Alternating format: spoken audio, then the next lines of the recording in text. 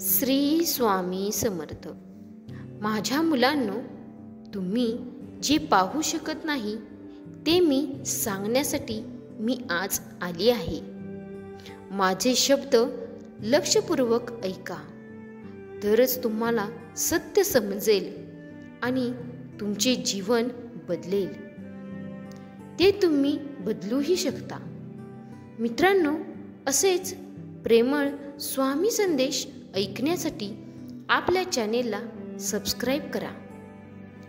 स्वामी म्हणतात, बाळा, जीवनात संकटमुक्त होशील जर स्वतःवर काम करायला सुरुवात करशील.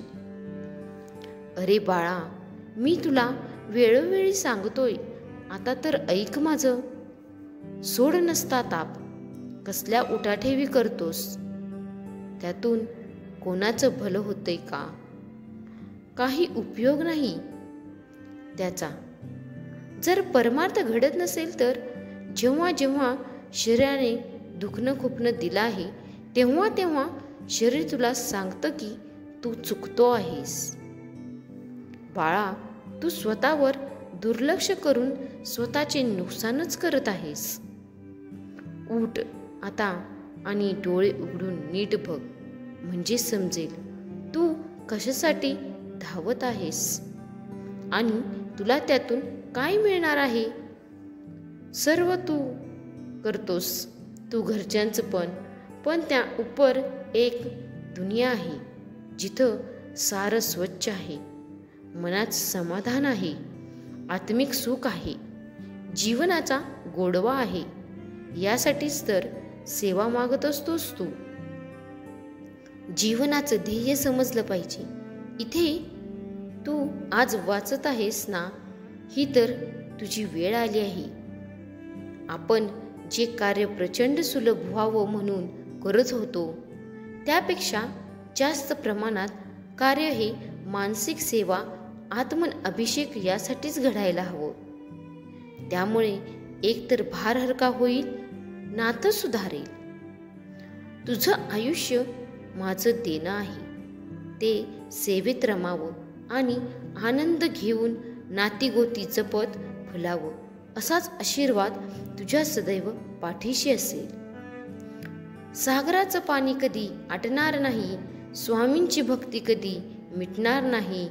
हाच जन्म काय, 1000 जन्म झाले तरी स्वामी तुमचा हात आमच्या खांद्यावर असावा आणि मृत्यूला जवळ करताना सुद्धा श्री स्वामी समर्थ मंत्रच मुखात असावा. अनोळखी माणसे तर सोडाच, पण रक्ताची नाते सुद्धा संकटात आपली साथ सोडून देतात. अशा वेळी फक्त स्वामी आपल्या भक्ताच्या पाठीशी उभे राहतात. हे एक दिव्य सत्य आहे. स्वामी म्हणतात, बाळा, कोण तुझं आहे म्हणून विचार करू नको. तुम्ही कोणाचे आहात यात स्वतःस धन्य धन्य मान.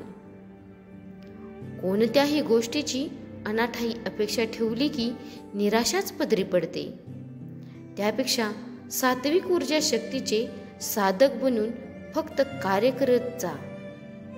खूप शांत वाटेल आणि महत्त्वाचं म्हणजे कोण आपलं आहे कोण नाही हे शोधण्यात वेळ फुकट जाणार नाही. सुरुवात केली आहेस ना एकट्याने, मग पुढे सुद्धा जाता येईलच. आपण किती सहजपणे बोलून जातो ना की आम्ही स्वामी भक्त आहोत. खरं तर स्वामी भक्त होणं साधी सोपी गोष्ट नाही. ही पदवी नाही वा हुद्दा नाही, तो एक मिळालेला जन्म आहे. पुनर्जन्म म्हणा हवे तर, ज्यात आपल्या पूर्व पुण्याईमुळे स्वामींनी त्यांचे नाव घेण्याची, भक्ती करण्याची परवानगी आपल्याला बहाल केली आहे. ही संधी परत येणे नाही. तेव्हा या संधीचं सोनं करण्यापेक्षा बरीच करण्याचा आपण प्रयत्न करूया. आयुष्यात येणारी अनेक संकटे आपल्या नकळत टळून जातात. ती टळलेली संकटे म्हणजेच स्वामींची कृपाच. आपल्याला दुःख देणारे जगात कमी नाहीत, हे जितकं सत्य आहे तितकंच सत्य हेही आहे की आपल्याला आईच्या मायेने जवळ घेणारे स्वामींशिवाय कोणीही नाही. कुणी आपल्या सोबत असो किंवा नसो नाराज होऊ नका, कारण स्वामींपेक्षा सुंदर सोबती कुणीच नाही. असेच स्वामी संदेश पाहण्यासाठी व्हिडिओला लाईक, शेअर आणि सबस्क्राईब करायला विसरू नका. श्री स्वामी समर्थ.